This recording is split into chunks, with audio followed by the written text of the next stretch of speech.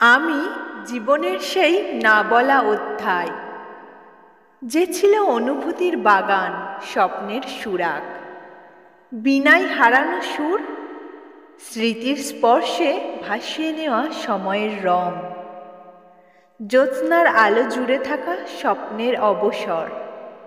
আমি সেই অব্যক্ত অধ্যায়, যে প্রেমের স্পর্শে পথ হারিয়ে নিজেকে ভাসিয়েছে শূন্যে, করেছে নিজেকে শূন্য। বিষাদের রাতের অন্ধকারে হলুদ চাঁদকেও করেছে বিষণ্ণ। আমি সেই না বলা অধ্যায়, যে ছিল স্বপ্নের নীল আকাশ, মুক্তির অমৃত ধারা, যাকে তুমি রেখেছ আলোর বিপরীতে, অন্ধকারে লেপ্টে। কোনো সেই সুখের সন্ধানে তুমি এ অধ্যায় লুকিয়ে রাখো মনের গভীরে। তবে কি তুমি জীবনের বাজারে খুঁজে পেয়েছ তারা, হারানো স্বপ্নের আলো?